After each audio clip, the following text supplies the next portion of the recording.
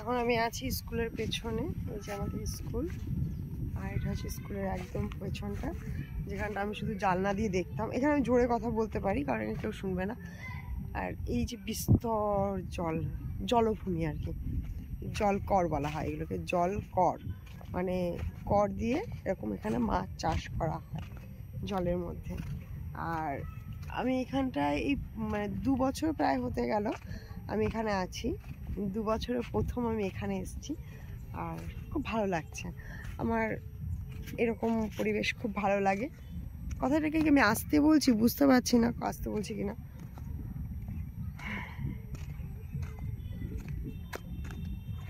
জীবনে যখন অনেক কঠিন একটা পরিস্থিতি চলে আসে না, যে পরিস্থিতি থেকে ওভারকাম করার জন্য আপনি একা সম্ভব নয়, ঠিক সেই মুহূর্তেই না দেখবেন আপনার সমস্ত কিছু লো হয়ে আসে, ভয়েস লো হয়ে আসে, শরীরের শক্তি লো হয়ে আসে। তো আমার এখন এই লো চলছে আর কি, মানে এমন একটা পরিস্থিতির মধ্যে রয়েছি আমি। এটা থেকে ওভারকাম করার জন্য আমার প্রচুর মানুষের দরকার ছিল, যে কোনো একজন আমাকে বলবে ঠিক আছে চলো এগিয়ে চলো।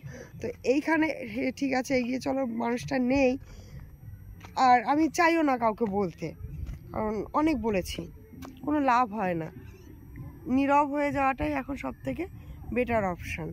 তো এই যে আমি এখানটাতে এসেছি, আমার খুব ভালো লাগছে। আমার ইচ্ছা ছিল অ্যাকচুয়ালি ওই পাড়টাতে যাওয়ার, ওই ওই ওই ঘরটাতে যাওয়ার আমার খুব ইচ্ছা ছিল, কিন্তু এই মাঝখানে দুপাশে দুটি পথ ভাগ হয়ে গেছে। হ্যাঁ, গান হচ্ছে, মনটা খুব নেচে উঠছে। আমি সবসময় যেন মিউজিকের মতো থাকতে পছন্দ করি, একটা মিউজিক সিস্টেম থাকবে, নাচ করবো একটু ফুসফুস করে, তো সেটা হচ্ছে না। যে কারণে মনটা বাড়িতে সবসময় আমার ছেলে টিভিটার মধ্যে কী সব চালিয়ে রেখে দেয়। ও তো ছোট, ওর তো নিজের কোনো খেলার সাথী নেই, এই বয়সটা তো খেলে দুলে বেড়ানোর মতো। তা খুব এনার্জি লস লাগছে, এনার্জি দাও। আগের যুগে ঠিক এরকম পরিস্থিতিতে মানুষ ডেভিলের সাথে আত্মা বিক্রি করে দিয়ে নিজের পরিস্থিতি থেকে বেরিয়ে যেত। তো আমি এখন সেই ডেভিলকেও খুঁজে পাচ্ছি না, কাকে আমার আত্মা বিনিময় করবো। আত্মা বিনিময় করে আমি একটুখানি বেরিয়ে চলে যেতে পারতাম, ভালো হতো। একটা মুভি দেখেছি, মুভিটা দেখে খুব ভালো লেগেছে, জিনি মেক এ উইশ, খুব সুন্দর, তোমরা দেখতে পারো, কোরিয়ান মুভি। আমাকে অনেকেই বলে আমার হেয়ার কাট, আমার কথা বলার অ্যাটিটিউড নাকি কোরিয়ানদের মতো। আমি মনে হয় কোরিয়াতে ছিলাম, এখানে এসে জন্মেছি, আমার অ্যাটিটিউড সব কিছু নাকি কোরিয়ানদের মতো।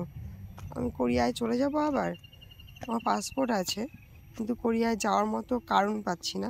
আমি ফ্যাক্টিংয়ে ঢুকে যাই, কোনো একটা অ্যাক্টিং একাডেমিতে ঢুকে যাই, গিয়ে তারপর সেখানে আমি কি করি, যে কোরিয়ায় চলে যাই। অ্যাক্টিংয়ে ঢোকার জন্য যা যা করা দরকার সবই করেছি। আজকেও আমি একটা অ্যাক্টিংয়ের জন্য একটা কার্ড হয়, আইডি কার্ডের জন্য অ্যাপ্লাই করেছি। দেখা যাক কোরিয়ায় যাওয়ার মতো কোনো পরিস্থিতি হয় কিনা। আমি আমার কর্ম করে যাই, কামিয়াবি ঝাঁক মারকে পিছে আ যায়গা। তো চেষ্টা করে যেতে হবে, যা হয় হবে, একটু চেষ্টা করো। অনেক টাকা প্রয়োজন। তোমরা যারা আমার ভিডিও দেখো প্লিজ আমাকে 1 টাকা করে দাও, 1 মিলিয়ন টাকা হয়ে যাবে। প্লিজ সবাই আমাকে 1 টাকা করে দাও। আমি কিউআর কোড স্ক্যান করার জন্য পাশে দিয়ে দিচ্ছি, প্লিজ 1 টাকা করে দাও, মাত্র 1 টাকা, কিছু না।